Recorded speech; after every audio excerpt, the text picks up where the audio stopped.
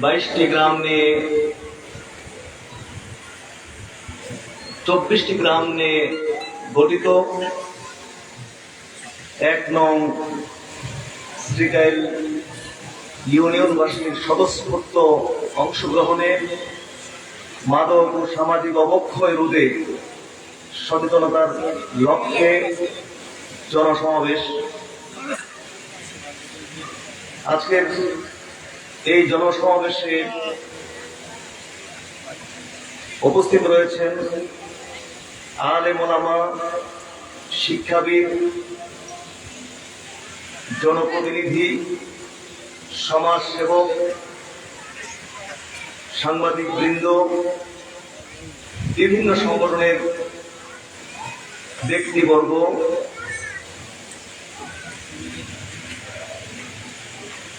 এবং ধর্ম বর্ণ নির্বিশেষে, দলমত নির্বিশেষে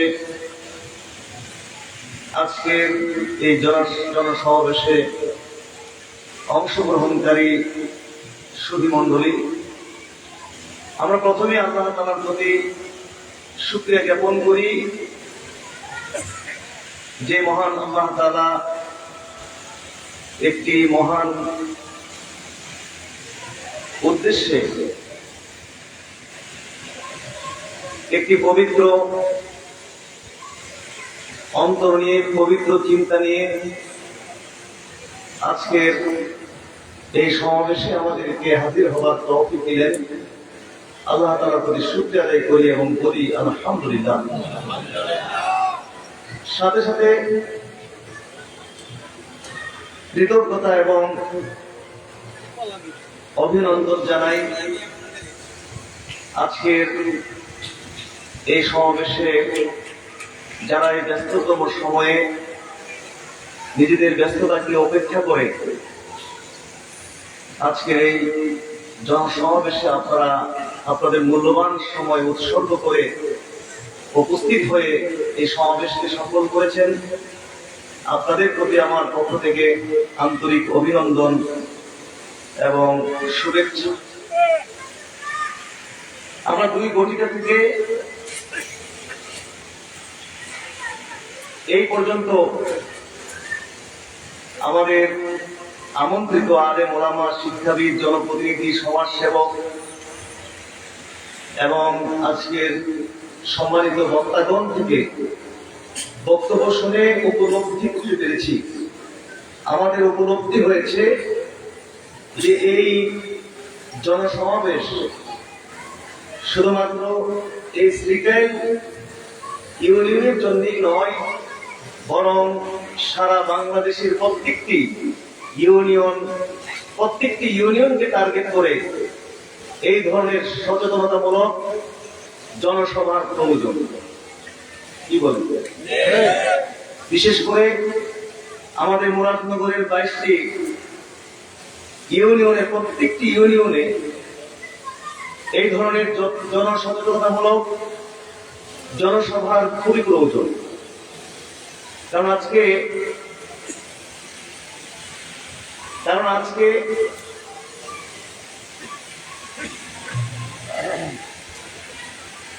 শহর বন্দর থেকে শুরু করে নগর, মহানগর, শিক্ষাঙ্গন, রাজনৈতিক অঙ্গন, পার্ক, ক্লাব, শহরের অলিগলি, বস্তি, এমনকি নিভৃত পাড়াঘাট পর্যন্ত মাদকে সয়লাভ হয়েছে। সুশীল সভ্য সমাজ থেকে শুরু করে শিক্ষাবিদ, রাজনীতিবিদ, ছাত্র ছাত্রী, তরুণ তরুণী, ভিক্ষুক, টোকাই পর্যন্ত বর্তমানে মাদকে এডিক্টেড, যার কারণে সমাজে চুরি বাড়ছে, ডাকাতি বাড়ছে, সন্ত্রাসী বাড়ছে, গুম, খুন, হত্যা, ধর্ষণ উদ্বেগজনকভাবে বৃদ্ধি পাচ্ছে।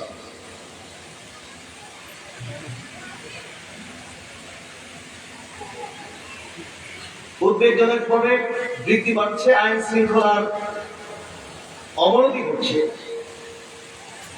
যদি এই অবস্থা চলতেই থাকে তাহলে 30 লাখ বাঙালির জীবনের বিনিময়ে অর্জিত স্বাধীনতা, রক্তের বিনিময়ে অর্জিত স্বাধীনতা, 2 লক্ষ মা বোনের সম্ভ্রমের বিনিময়ে অর্জিত স্বাধীনতা, হাজার হাজার লক্ষ লক্ষ আলেম ওলামা, পীর মাশায়েখ আউলিয়া ইকরামের নির্ঘুম নিরলস প্রচেষ্টার বিনিময়ে বিশ্বের দ্বিতীয় বৃহত্তম মুসলিম দেশ আমাদের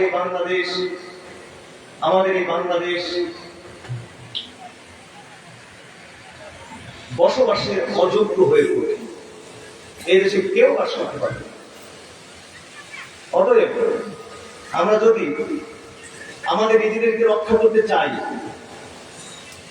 আমাদের সন্তানদেরকে রক্ষা করতে চাই, আমাদের সমাজটাকে রক্ষা করতে চাই, এই জাতিকে যদি রক্ষা করতে চাই, তাহলে এক্ষুনি এই মুহূর্ত থেকে আলেম ওলামা, পীর মাশায়েখ, প্রতিটি সন্তানের অভিভাবক, শিক্ষক,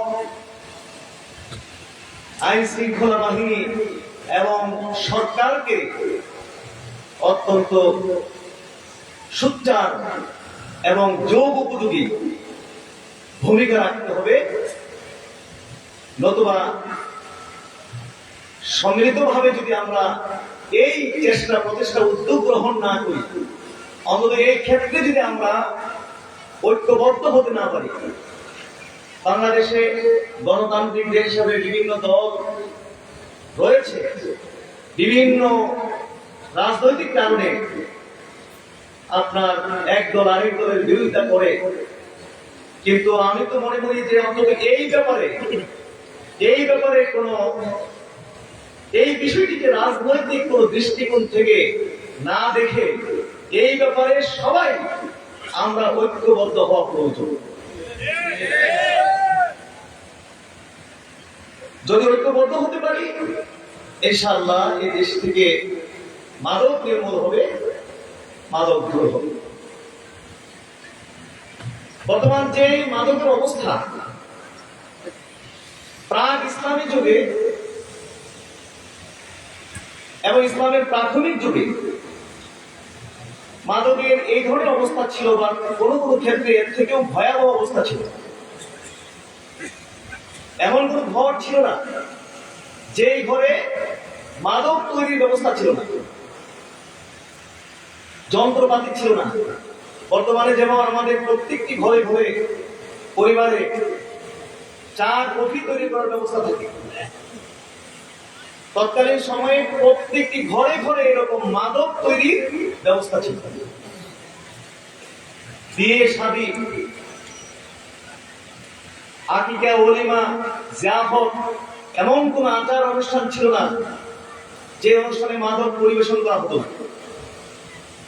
যত রাজকীয় অনুষ্ঠান হোক, যত কোটি কোটি টাকা খরচ হোক, যত আইটেমের খাবার দাবার তৈরি হোক না কেন, যদি মাদক পরিবেশন করা না হতো তাহলে গোটা অনুষ্ঠানটি অতৃপ্ত থাকতো এবং অসম্পূর্ণ থাকতো। যেরকম আমাদের সমাজে বিভিন্ন অনুষ্ঠানে লক্ষ লক্ষ টাকা খরচ করা হয়, বহু আইটেমের খাবার তৈরি করা হয়, কিন্তু যদি একটু দধির ব্যবস্থা না থাকে তাহলে মানুষ বলে মাশাআল্লাহ অনেক বড় অনুষ্ঠান হয়েছে, অনেক আইটেমের খাবার হয়েছে, তবে যদি একটু দধির ব্যবস্থা থাকতো তাহলে কি হইতো? ভালো। প্রাক ইসলামী যুগে এবং ইসলামের প্রথম দিকে মাদকের অবস্থা এরকম ছিল। মানুষ ব্যাপক হারে মদ পান করতো, মদ পান করে করে মারামারি করতো, কাটাকাটি, রক্তারক্তি, খুন খারাপি এসব করতো। কিন্তু ওই অবস্থার মধ্যেও কিছু মানুষ ছিলেন যে যারা জীবনে কোনোদিন মদ পান করেননি। তার মধ্যে একজন হলেন রাহমাতুল লিল আলামিন, শফিউল মুজনিবিন, সাইয়্যিদুল আম্বিয়া ওয়াল মুরসালিন, আমাদের প্রিয় নবী মুহাম্মদ রাসূলুল্লাহ সাল্লাল্লাহু আলাইহি ওয়াসাল্লাম জীবনে কোনোদিন মদ পান করেননি। আবু বকর সিদ্দিক রাদিয়াল্লাহু তাআলা আনহু, হযরত ওমর, ওসমান, আলী রাদিয়াল্লাহু তাআলা আনহু সহ কিছু মানুষজন ছিলেন যারা জীবনে কোনোদিন মদ পান করেননি। বিশেষ করে ওমর রাদিয়াল্লাহু তাআলা আনহু দেখলেন যে চারিদিকে যে অবস্থা মাদকের কারণে এই অবস্থা চলছে, মারামারি হচ্ছে, সামাজিক শৃঙ্খলা নষ্ট হচ্ছে, এগুলোতে তিনি খুব ব্যথিত হতেন। তা ওমর রাদিয়াল্লাহু আনহু কিছু সাহাবী নিয়ে আল্লাহ রাসূলের দরবারে গিয়ে বললেন যে আল্লাহ রাসূল, এই যে মানুষ মদ খেয়ে খেয়ে মাতলামি করে, মারামারি করে, কাটাকাটি, খুন খারাপি করে, আল্লাহর পক্ষ থেকে বহু বিধান অবতীর্ণ হচ্ছে, কিন্তু মাদকের এত কুপ্রভাব, তারপর আমরা আপনার পক্ষ থেকে মাদকের ব্যাপারে কিছুই আমরা পাইনি। আমরা আল্লাহ রাসূল জানতে চাই যে আসলে মাদক এবং জুয়া এটা কি জিনিস, আমরা একটু জানতে চাই। কিন্তু আল্লাহ রাসূল কিছু বললেন না, কারণ তিনি ওহী ছাড়া কোনো কথা বলেন না। ওমা ইয়ানতিকু আনিল হাওয়া ইন হুয়া ইল্লা ওয়াহিয়ুন ইউহা, নবী ওহী ছাড়া জীবনে কোনো কথা বলেন না, তিনি কিছু বলেন না। এরই মধ্যে আল্লাহ তাআলা নবীর উপরে আয়াত কারিমা অবতীর্ণ করলেন, বলেন সুবহানাল্লাহ। আল্লাহ বলে দিলেন ইয়াসআলুনাকা আনিল খামরি ওয়াল মাইসির কুল ফীহিমা ইসমুন কাবীরু ওয়া মানাফিউ লিন-নাস ওয়া ইসমুহুমা আকবারু মিন নাফিহিমা। আল্লাহ আয়াতে কারিমা নাযিল করে বললেন যে তারা আপনাকে প্রশ্ন করে, ইয়াসআলুনাকা আনিল খামরি ওয়াল মাইসির, মদ এবং জুয়ার ব্যাপারে তারা আপনাকে প্রশ্ন করে, কিন্তু আপনি তো কোনো উত্তর দিতে পারেননি, কারণ আপনি তো ওহী ছাড়া কোনো উত্তর দেন না।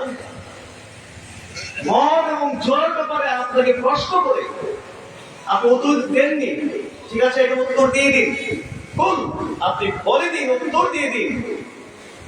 ফীহিমা ইসমুন কাবীর, এর মধ্যে রয়েছে বড় পাপ, ওয়া মানাফিউ লিন-নাস, এবং মানুষের জন্য কিছু উপকার। বড় পাপ এবং রয়েছে মানুষের জন্য কিছু উপকার, এবং এই দুটোর মধ্যে উপকারের চেয়ে পাপ অনেক বড়। বলুন সুবহানাল্লাহ। এই আয়াতে কিন্তু আল্লাহ পাক মদ হারাম করলেন না, মানুষকে একটু চিন্তার সুযোগ দিলেন যে মানুষ গবেষণা করুক, অ্যানালাইসিস করুক। আমি যে বললাম বড় পাপ আছে আর মানুষের জন্য কিছু উপকার আছে, এটা নিয়ে আগে একটু অ্যানালাইসিস করুক, গবেষণা করুক, স্টাডি করুক, তারাই খুঁজে বের করুক কি পাপ আছে এবং কি উপকার আছে। কিন্তু আজ পর্যন্ত এই মাদকের মধ্যে কেউ কোনো উপকার আবিষ্কার করতে পারে না। এর মধ্যে কোন স্বাস্থ্যগত কোনো উপকার নেই, কোন স্বাস্থ্যের জন্য কোনো উপকার আছে? আমাদের আজকে আমন্ত্রিত বক্তা ডাক্তার নাম যেন নাজমুল সাকিব, তিনি মেডিকেল সায়েন্সের দৃষ্টিকোণ থেকে তিনি বলেছেন যে স্বাস্থ্যের কি কি ক্ষতি হয়। সংক্ষেপ কথা হলো যে রোগ প্রতিরোধ ক্ষমতা নষ্ট হয়, ফলে কিডনি নষ্ট হয়, লিভার নষ্ট হয়, হার্ট নষ্ট হয়, বিভিন্ন রোগ ব্যাধি তার শরীরের মধ্যে বাসা বাঁধে, অল্প সময়ের মধ্যেই তাকে মৃত্যুর দিকে ঠেলে দেয়। বিশেষ করে মানসিক রোগী হয়ে যায়। ডাক্তার বলেছেন তখন সে তার নিজেকে নিয়ন্ত্রণ করতে পারে না, তখন সে তার নিজের নিয়ন্ত্রণের বাইরে চলে যায়, তখন এটা মহা সংকট হয়ে যায়। সে চেষ্টা করলেও ওখান থেকে বের হয়ে আসা তার জন্য মহা সংকট হয়ে যায়। তাই স্বাস্থ্যগত কোনো উপকারের মধ্যে নেই। এর মধ্যে পারিবারিক কোনো উপকার কেউ আবিষ্কার করতে পারে না। সরকারি বেসরকারি অনেক প্রচারপত্রের মধ্যে আমরা দেখি যে একটি পরিবার ধ্বংসের জন্য একজন মাদকাসক্ত ব্যক্তি কি যথেষ্ট। একটি পরিবার ধ্বংসের ক্ষেত্রে ধ্বংসের জন্য অনলি একজন মাদকাসক্ত ব্যক্তি যথেষ্ট। আপনার আজকে বাবা মা আতঙ্কিত, সন্তানদেরকে নিয়ে টেনশনের মধ্যে, আমার এই সন্তান না জানি কোথায় কি দুর্ঘটনা ঘটায় ফেলে, কোথায় গিয়ে কি মারামারি করে, কোথায় গিয়ে খুন খারাপি করে, কোথায় গিয়ে না জানি ধর্ষণ করে। বাপ মানুষ চিন্তায় বাড়িতে ঘুমাতে পারে না, মাদকাসক্ত সন্তানের কারণে আতঙ্কের মধ্যে দাঁড়িয়ে থাকে। যার কারণে আজকে দেখা যায় বাবার হাতে সন্তান খুন হয়েছে। কি বলেন, এরকম ঘটনা আছে কি? ভাইয়ের হাতে ভাই খুন হয়। তারপরে আপনার মনে থাকার কথা, ঐশী নামে এক মেয়ের কথা, পুলিশের বড় কর্মকর্তা ছিলেন তিনি, বড় পুলিশ কর্মকর্তার মেয়ে, একমাত্র মেয়ে, বিশ্ববিদ্যালয়ে পড়াশোনা করত। তার পেছনে লাখের উপরে টাকা খরচ করতে হতো মানুষ, খারাপ বন্ধু বান্ধবদের পাল্লায় করে প্রথমে বিড়ি সিগারেট, তারপরে ধাপে ধাপে মাদকাসক্ত হয়। বাবা এর পাওয়ার পরে খরচের পরিমাণ কমাই দিল। এই নিয়ে বাপ মার সাথে তার ভীষণ তর্ক হয়। এক পর্যায়ে দেখা গেল যে বাপ মা, এক পর্যায়ে দেখা গেল এই মেয়ে কি করেছে, দুধের সাথে উচ্চ মাত্রার ঘুমের ঔষধ খাওয়া বাপ মা দুজনকে ঘুম পাড়ায় দিয়ে নেশাগ্রস্ত হয়ে ঠান্ডা মাথায় বাপ মা দুজনকে গলা কেটে কি করেছে, হত্যা করেছে। কি মনে আছে না ঘটনা? আজও সে মেয়ে তার সাজা ভোগ করছে। একটি ঘটনা শুধু বললাম, অনেক ঘটনা বলার ছিল। বাংলাদেশে কি শুধুমাত্র এরকম একটি ঘটনাই ঘটছে, নাকি আরো হাজার হাজার ঘটনা আছে? হাজার হাজার ঘটনা। এক কথা, এই মাদকের মধ্যে পারিবারিক কোন উপকার আবিষ্কার করতে পারে নাই। সামাজিক সামাজিক কোন উপকারিতা আছে মাদকের মধ্যে? সামাজিক কোন উপকারিতা নেই। আজকে আসলে আমরা এত নিচে চলে গেছি, এত নিচে চলে গেছি, আমরা এত নষ্ট হয়ে গেছি। কারো অকল্যাণে আমরা খুশি হই, কারো ভালো সংবাদে আমরা খুশি হতে পারি না, কারো কষ্টের সংবাদে আমরা কি হই, খুশি হই। কেউ যদি অসুস্থ হয় খুশি হই, মুখে মুখে বলি, আহা তুমি অসুস্থ, চিন্তা করো না, যে রোগ দিছে সেই ভালো করবে, ডাক্তার দেখাও, ঔষধ খাও, আল্লাহর রহমতে ভালো হয়ে যাবে না। এই যে হলো মুখের কথা, আর অন্তরের কথা হইলে তুই তাড়াতাড়ি মরস না কি, এরকম আসলে নাই। এই জায়গার মধ্যে সমস্যা। একটা ছেলে যদি নষ্ট, কারো সন্তান যদি নষ্ট হয়, আমার খুশি হই যে অমুকের ছেলে ড্রাগ এডিক্টেড হয়ে গেছে, অমুকের ছেলে মাদকাসক্ত হয়ে গেছে, অমুকের ছেলেটা ধ্বংস হয়ে গেছে। এই খবর শুনলে আমাদের অন্তরের মধ্যে কি লাগে, খুশি লাগে। কিন্তু এই কথা চিন্তা করি না, আজকে অমুকের ছেলে ড্রাগ এডিক্টেড হয়েছে, এই ছেলে হয়তো আরো একজনকে এডিক্টেড করবে, সমাজের আরো 10টা ছেলেকে এডিক্টেড করবে, গোটা সমাজ যে ধ্বংস হবে, এটা কিন্তু আমরা এইভাবে বিবেচনা করতে রাজি না। আমরা মুখ খুলে বলতে পারি না যে আপনার ছেলেটা কিন্তু দেখলাম এরকম বাজে মানুষের সাথে উঠা বসা করছে, বলতে আমরা পারি না। আবার বললেও আমরা অনেকে সহ্য করতে পারি না। আমার ছেলে কি করে না করে তুমি বলার কে? আমি কি তোমার খাই নাকি তোমার বই? তুমি বলবা কেন আমার ছেলে কি করে না করে? এই সমস্ত করে করে আমাদের যে আগের যে সমাজ ব্যবস্থা ছিল, আগের যে গ্রামের সাহেব সর্দারদেরকে আমরা যে ভয় পাইতাম, আগের শিক্ষকদেরকে যে সম্মানিত করতাম, সিনিয়র ভাইদেরকে যে আমরা সম্মানিত করতাম, আমি এখানকার ছাত্র, আমার বাবা দাদারা জানেন প্রতিষ্ঠানের প্রতিষ্ঠাতা, আমার তো আলাদা একটা দাপট থাকার কথা এখানে, কিন্তু জীবনে কোনোদিন আমার বাবার কাছে কোনো আশ্রয় পাই নাই, বরং আমাকে সবার চেয়ে বেশি চাপে রাখতো যে পীরের ছেলে হিসাবে উনি সেটি কোনো একটু আলাদা একটু প্রভাব বিস্তার করতে চায়। সিনিয়র ভাই কামেনের ভাইদের রোমের সামনে দিয়ে যখন আমি যাইতাম, আমরা তখন হয়তো 9-10 পড়তাম, রোমের সামনে দিয়ে পার হয়ে যেতে কলিজা কাঁপতো। রোমের সামনে গিয়ে আস্তে আস্তে দেখেছি উনি কি করে এগুলো লাভ দিয়ে রোম পার হচ্ছে। এত সম্মান ছিল, ইজ্জত ছিল সিনিয়রদের, মুরব্বীদের, শিক্ষকদের।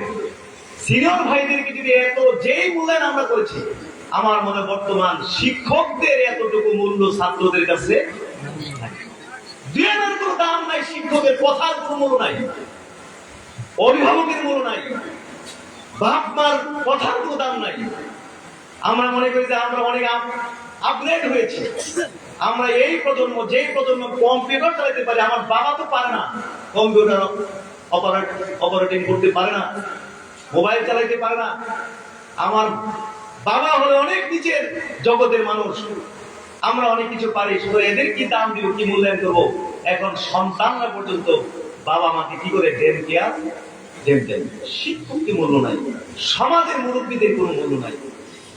এই যে সমাজ ব্যবস্থা নষ্ট হয়ে যাওয়া, এই সমাজের অধঃপতনের এটাও কিন্তু একটা বড় কারণ।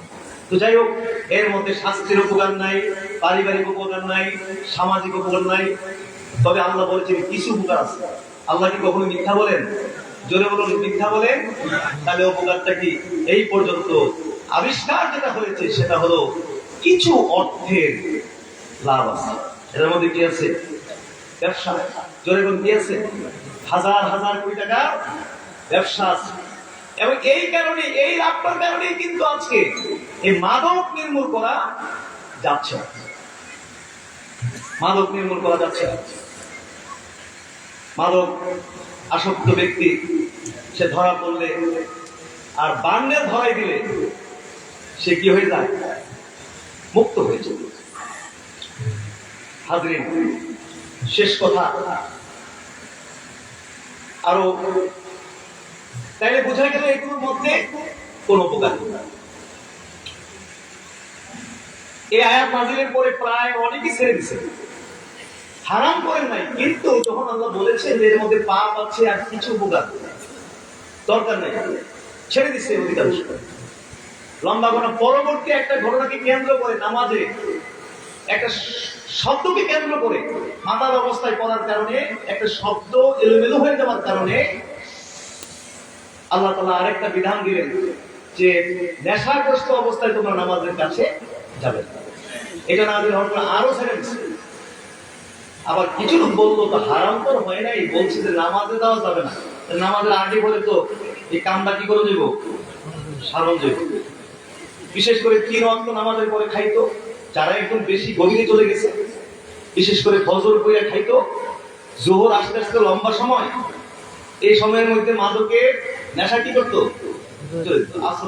আসর থেকে মাগরিবের সময় কম খাইতো না, মাগরিব থেকে এশার সময় কম খাইতো না, এশার পরে আবার খাইতো, ফজর আইতে কি নেশা চলে যায় ফজর। এবার চলতেছে, পরবর্তীতে একটি খাওয়া দাওয়ার প্রোগ্রামে এই মাদক পরিবেশন হচ্ছিল, মদ পান করছিল। আনসার এবং মুহাজির সাহাবীরা সেখানে ছিল। এক মুহাজির সাহাবী বলল যে আনসার মাদক অবস্থায় বলছে যে আনসারীদের থেকেও মুহাজিররা অনেক উত্তম। সাথে সাথে আনসারী সাহাবীরা বলছে, আরে তোমরা তো এরা নিখুঁজি, শরণার্থী, মক্কায় তোমাদের জায়গা হয় নাই, ওখান থেকে বের করে দিছে, তোমরা মদিনায় আসছো, আমাদের 2টা লুঙ্গি থাকলে একটা লুঙ্গি তোমাদেরকে দিছি, এই 2জন স্ত্রী থাকলে একজন স্ত্রীকে তালাক দিয়ে তোমাদের স্ত্রীর ব্যবস্থা করে দিয়েছি, এত কিছু করেছি, আর আজকে তোমরা বলছো শরণার্থী হয়ে যে আনসারদের থেকে তোমরা উত্তম।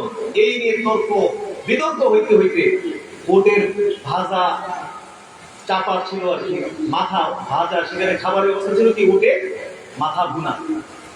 চাপা থাকে কয়টা? ওরের চাপা কয়টা? এর মধ্যে একটা লইছে, লইয়া একবারে ঠিকভাবে যখন দিছে, মাথা ভাইটা একদম নাক দিয়ে কি রক্ত। আল্লাহ রাসূলের কাছে যখন এই ঘটনা জানালেন, সাথে সাথে আল্লাহ তাআলা চূড়ান্ত নোটিশ প্রেরণ করে দিলেন। যে আয়াতে কারিমাটি ভূমিকা করেছি, আমি কথা শেষ করছি, যে আয়াতে কারিমা আমি তেলাওয়াত করেছি, ইয়া আইয়ুহাল্লাযীনা আমানু ইন্নামাল খামরু ওয়াল মাইসিরু ওয়াল আনসাবু ওয়াল আজলামু রিজসুম মিন আমালিশ শাইতান হে ইমানদারগণ, নিশ্চয় মদ জুয়া কি বলেছেন, তোমরা পরিত্যাগ করে ইজতানিবু। আল্লাহ বলেছেন কি, ইন্নামাল খামরু ওয়াল মাইসিরু ওয়াল আনসাবু ওয়াল আজলামু রিজসুম মিন আমালি শাইতান। মদ তো এটা হচ্ছে শয়তানের নাপাক কর্ম। ফাজতানিবুহু, অতএব তোমরা এটাকে পরিত্যাগ করো। বলেন না সুবহানাল্লাহ। পরিত্যাগ করো, লাআল্লাকুম তুফলিহুন, অবশ্যই তোমরা সফলতা হইতে পারবে। বলেন না সুবহানাল্লাহ। এই ফাজতানিবুহু শব্দ দিয়ে আল্লাহ তাআলা মদ হারামের নোটিশ করে দিলেন। বলেন না সুবহানাল্লাহ। অনেক লম্বা সময় কিন্তু ইসলামে বৈধ ছিল। সে মক্কায় 18 বছর, আর মদ হারাম হয়েছে 5ম হিজরিতে। তাইলে মক্কায় 13 আর মদিনায় কত? 5 বছর পর্যন্ত আল্লাহ তাআলা ধাপে ধাপে তাকে আস্তে আস্তে করে তৈরি করেছেন। কারণ আল্লাহ জানেন যে এত কঠিন অবস্থা মাদকের, হুট করে যদি আমি চূড়ান্ত নোটিশ দিয়ে দেই, আমার বান্দারা ছাড়তে পারবে না। এই জন্য ধাপে ধাপে তাদেরকে তৈরি করে এরপরে আল্লাহ তাআলা বলে দিলেন এটা। যখন হারাম ঘোষণা হয়ে গেছে, মদিনার অলিগলি দিয়ে সমানে ওই যে মদটা ছিল, আপনার ড্রাম ছিল, মদের ড্রাম ঘরে ঘরে এই যে ঢালা শুরু করে দিয়েছে। বৃষ্টির পানি হলে যেরকম বর্ষিত হয়, প্লাবিত হয়, এর মদ প্লাবিত হয়ে গেছে। জোরে বলছিল। এরপরে এমন একটা সমাজ মক্কায় প্রতিষ্ঠিত হয়েছিল, বুঝতে পেরেছেন, কোন থানা ছিল না, পুলিশ ছিল না, আইন ছিল না, অ্যারেস্ট ছিল না, কিছুই ছিল না। কেউ অপরাধ করলে আল্লাহ রাসূলের কাছে সোজা করতে দেন। এক নারী কাস্টমার, আমি কথা শেষ করতে হবে, নারী কাস্টমার, বুঝতে পেরেছেন, এক দোকানে গেছে, সুন্দরী নারী কাস্টমার, দোকানদার নিজেকে সামলাতে না পেরে এই নারীকে চুম্বন দিয়ে বসছে। চুম্বন দিয়ে আবার তার সে অনুতপ্ত হয়ে গেল, হায় আমি বললাম কি কাজটা করলাম। সাথে সাথে আল্লাহ রাসূলের দরবারে গিয়ে বললেন যে আল্লাহ রাসূল, আমি যে কাজ করে ফেলেছি, আমার বিচার করেন। সুবহানাল্লাহ, আমার বিচার করেন। আল্লাহ রাসূল কিছুই বলেন না। লম্বা সময় আল্লাহ রাসূলের সাথে থাকলেন, তারপরে নামাজ আদায় করলেন, 1 ওয়াক্ত নামাজ পড়লেন। নামাজের পরে আবার তিনি আল্লাহ রাসূলকে বললেন যে আল্লাহ রাসূল, আমার বিচার করেন না। বিচার করবেন না, আমার বিচার করেন। আল্লাহ রাসূল বললেন যে তুমি আমার সাথে নামাজ পড়ো নাই? জি হ্যাঁ, আল্লাহ রাসূল আপনার সাথে নামাজ পড়েছি। তাইলে মাফ হয়ে গেছে। আরো জোরে মাফ হয়ে গেছে। অলরেডি জানা করেছে, জানা ব্যভিচার করেছে। আল্লাহ রাসূলের দরবারে গিয়ে বলছেন যে আল্লাহ রাসূল, আমি জানা করেছি, আমার বিচার করুন। আল্লাহ রাসূল চেহারা অন্যদিকে ফিরে গেলেন, চাচ্ছেন না যে স্বীকারোক্তি দেখ। উনি আবার সামনে গেছেন, আল্লাহ রাসূল, আমি জানা করেছি, বিচার করুন। আল্লাহ রাসূল আবার এদিকে মুখ ফিরে নিয়েছেন, আবার সামনে গিয়ে বলছেন যে আল্লাহ রাসূল, আমার বিচার করুন, আমি জানা করেছি। আল্লাহ রাসূল বললেন, তুই পাগল নাকি? বিরক্ত হয়ে বলছেন, লোকটা পাগল। সাহাবারা বললেন যে না আল্লাহ রাসূল, পাগলের কি একটা লক্ষণ থাকে? পাগলের লক্ষণ আছে না? ওনার মধ্যে তো এরকম লক্ষণ জীবনে দেখিনি। তাইলে মনে মদ খাইছে।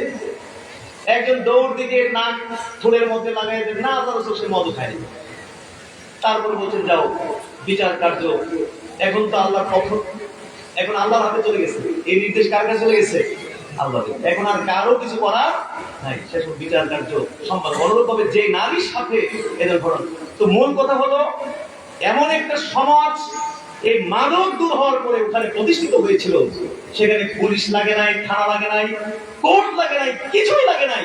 অপরাধ করলে আল্লাহ রাসূলের দরবারে গিয়ে স্বীকার করত এবং নিজেই ইচ্ছা করলে কিন্তু তওবা করলে মাফ পেয়ে যেত। কিন্তু আখিরাতে ঝুঁকি থাকতে চাননি, আল্লাহ রাসূলের কাছে গিয়ে বিচার সম্পাদন করে নিজে আখিরাত থেকে মুক্ত হয়ে গেছেন। কিন্তু আজকে আমাদের বাংলাদেশের অবস্থা কি?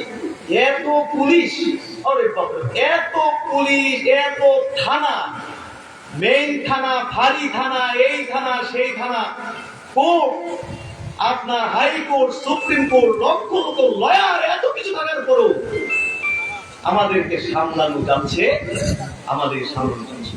তো কোথায় ছিলাম মুসলমান আমরা? আর কোথা থেকে আমরা কোথায় চলে আসি? হাজার একটু চিন্তা করা দরকার প্লিজ। আজকে আমরা তো আসলে ওয়াজ নসিহত করে অভ্যস্ত, লম্বা বক্তব্য দেওয়া অভ্যস্ত, এরকম জনসভায় অল্প টাইমে বক্তব্য আমরা মিলাইতেই পারি না। তো যাই হোক, আজকে সারা বাংলাদেশে এই সমস্ত পরিবেশ পরিস্থিতি কারণে চিন্তা করলাম, বিশেষ করে ওমরায় থাকাকালে অথবা মনে হয় ঢাকায় থাকাকালে ফেসবুকে দেখেছিলাম যে শ্রীকাইল গ্রামে আমাদের জনাব মনিরুল হক জজ সাহেবের নেতৃত্বে সচেতনতামূলক একটি কর্মসূচি পালন করে, ওটা দেখলাম। তারপরে দেখলাম রোয়াজেলা গ্রামে গণমান্য ব্যক্তিবর্গ তারা একটা কর্মসূচি পালন করেছে। এটা চেয়ারম্যান সাহেবের, বাহার চেয়ারম্যান সাহেবের নেতৃত্বে এবং মোমেন সাহেব গণমান্য ব্যক্তিবর্গের নেতৃত্বে। তখন ব্রেইনে আমার ঢুকলো কি করা যায়। যাই হোক, এক পর্যায়ে বাড়িতে আসার পরে আমার ভাই আলহাজ গোলাম মুস্তফা সাহেব, ভাতিজা গোলাম কমিটির মেম্বার, আমারে বললো যে হুজুর, আমাদের গ্রামের অবস্থা খুবই করুণ, আপনি দ্রুত সারা গ্রামবাসীকে ডাকেন, ডেকে তাদেরকে বুঝান যে যুব সমাজ যেন ধ্বংস না হয়ে যায়, আমার গ্রাম যেন ধ্বংস না হয়ে যায়। আপনি আপনার সাহিত্য অনুযায়ী তাদেরকে বুঝান, এটা আপনার দায়িত্ব আছে কর্তব্য আছে। তো ভাবলাম যে আচ্ছা ঠিক আছে, ডাকবো, কেমনে ডাকি।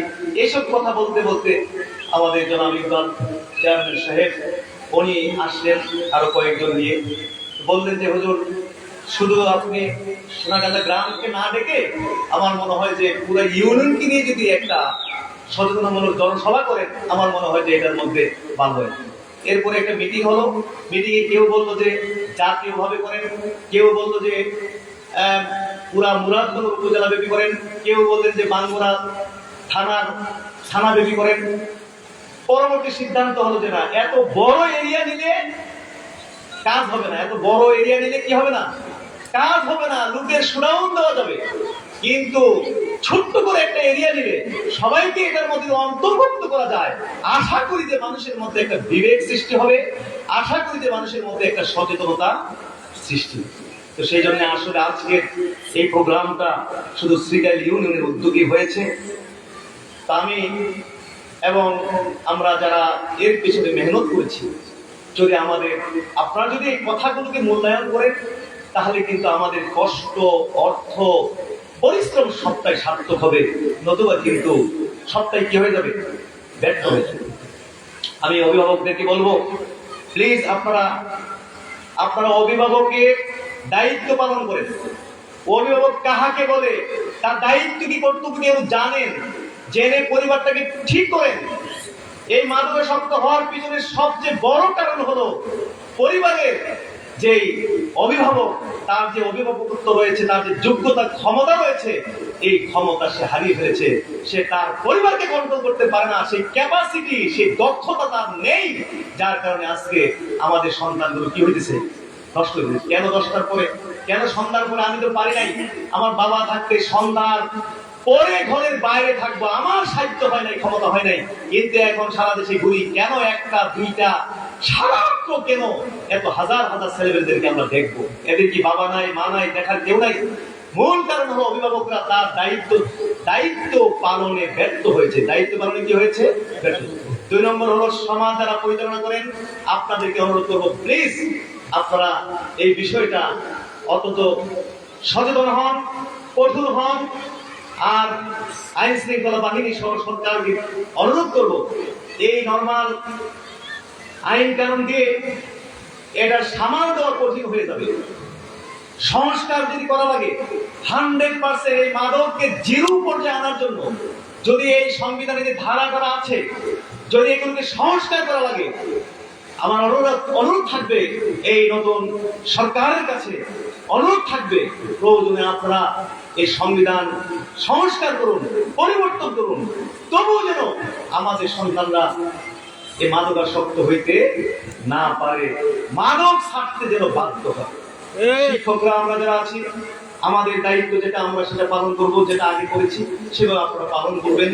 আমার মনে হয় যে এই পয়েন্টগুলো যদি ঠিক হয়ে যায়, আল্লাহর রহমতে আমার মনে হয় ইনশাআল্লাহ মাদক মুক্ত একটা সমাজ গড়তে আমরা সক্ষম হব ইনশাআল্লাহ। কি বলেন আপনারা? বলুন সকল আল্লাহুম্মা আমিন। সমাজ মুক্ত একটা দেশ গড়তে আমরা সক্ষম হব, একটা সোনার বাংলা গড়তে আমরা সক্ষম হব। বলুন সকল আল্লাহুম্মা আমিন। হাজরিন, আমাদের কথাগুলো আমি সহ আমার বক্তারা আজকে যে কথাবার্তাগুলো বলেছেন, এগুলো কি আপনারা গুরুত্ব সহকারে গ্রহণ করেছেন? মাথার ভিতরে ঢুকাইছেন? আর একটা দিন বলতে হয়, যারা ড্রাগ এডিক্টেড অলরেডি হয়ে যায় এবং খুব গভীরে চলে যায়, তাকে হাল ছেড়ে দিলে হবে না। তাকে ধরতে হবে একজন রোগী। তাকে ধরতে হবে কি? রোগী। তাকে কাটলে কাজ হবে না, মারলে পিটালে কোনো কিছু কাজ হবে না। এখন সে কি হয়ে গেছে? রোগী হয়ে গেছে, মানসিক রোগী হয়ে গেছে। একজন কিডনি রোগীর যেরকম চিকিৎসা দরকার, একজন লিভারের রোগীর যেরকম চিকিৎসা দরকার, একজন হার্টের রোগী যেরকম মাসে মাসে দিয়ে ওই ঢাকায় হসপিটাল ল্যাবে এখানে যে পরীক্ষা নিরীক্ষা করে আপনার চিকিৎসা নেয়, ঠিক তাকেও অবহেলা না করে যত্নের সাথে গুরুত্বের সাথে আপনার এই চিকিৎসা দিতে হবে। কি দিতে হবে? বিভিন্ন রিহ্যাব সেন্টার আছে বেসরকারি ভাবে। আমি আশা করবো আমাদের সরকারকে বলবো, বিশেষ করে আমাদের বর্তমান সংসদ সদস্য জনাব আলহাজ শাহ মুফাজ্জল হোসেন গায়কোবাদ, আমাদের মাননীয় ধর্মমন্ত্রী, আমি জানি না যে আমাদের মুরাদনগরে কোনো রিহ্যাব সেন্টার আছে কিনা, আমার জানা নেই। নেই। আমার দাবি থাকবে এই মুরাদনগরে যেন একটা রিহ্যাব সেন্টারের ব্যবস্থা করা হয়। সরকারি হয় কিনা আমি জানি না, সিস্টেম আছে কিনা, ব্যবস্থা করে। এবং আমার মনে হয় ইউনিয়নেই এখন রিহ্যাব সেন্টারের প্রয়োজন। এবং আমরাও চেষ্টা করব, যেহেতু একটা জাতীয় সংগঠন আমরা করেছি, সমাজ সংস্কার ফোরাম, এটা শুধুমাত্র যে মাদক নিয়ে কাজ করবে তা না, জুয়া নিয়ে কাজ করবে, বিভিন্ন কুসংস্কারকে দূরীকরণ করার জন্য এই সংগঠন কি করবে? কাজ করবে। সুন্দর, স্বচ্ছ, ক্লিন একটি সমাজ উপহার দেওয়ার জন্য ইনশাআল্লাহ আমাদের এই সংগঠন কাজ করবে। আপনারা কি সকলে এই সংগঠনের সাথে মানে একতা, মানে ঐক্যমত হইতে রাজি আছেন? সবাই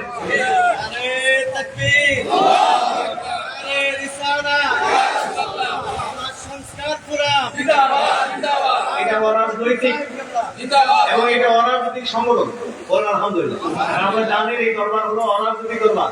আমরা এই প্রচলিত রাজনীতি করি না, এই জন্য রাজনৈতিক পরিচয় এখানে কিন্তু অনেক রাজনৈতিক নেতৃবৃন্দ আছে, কিন্তু তার রাজনৈতিক পরিচয় আমরা দেই নেই। উদ্দেশ্য হলো এটা অরাজনৈতিক থাকুক, তাইলে সবাইকে আমরা পাবো এবং আমাদের সমাজ সংস্কার করতে কি হবে? সহজ হবে। কি বলেন? এটা এইভাবে হইলে ভালো হয় না? হয় না? বলুন সকল আল্লাহুম্মা আমিন। আমরা লম্বা বক্তব্য দিয়ে অভ্যস্ত। এই অল্প কথার ভিতরে আমি যেটা বুঝাতে চেয়েছি, আশা করি আপনারা বুঝতে কোনো অসুবিধা হয় নাই। আমি মোবারকবাদ জানাই সকলকে যারা আপনারা এসেছেন আজকে এই প্রোগ্রামে মূল্যবান সময় উৎসর্গ করেছেন। মোবারকবাদ। বিশেষ করে আমার শিক্ষক, আমার শ্রদ্ধাভাজন শিক্ষক বাবু শ্যামা প্রসাদ ভট্টাচার্য, অত আদর্শ, মানে কোন দ্বিমত নেই, একটা আদর্শ টিচার আমরা পেয়েছি। এরকম একজন টিচারের ছাত্র হতে পারে নিজেকেও আমি ধন্য মনে করছি। তিনি আজকে সময় দিয়েছেন, এখানে সময় দিয়েছেন শ্রীকালী গ্রামের কৃতি সন্তান জনাব মনির হক জর্জ, এবং বিশেষ করে আমাদের রোয়াচালা গ্রামের কৃতি সন্তান বিশ্ব দানবীর জনাব মোমেন সাহেব, তিনি আজকে এই প্রোগ্রামে যথেষ্ট পরিমাণ পৃষ্ঠপোষকতা করেছেন এবং বিশেষ করে যে সবচেয়ে বেশি মেহনত করেছেন আজকে এই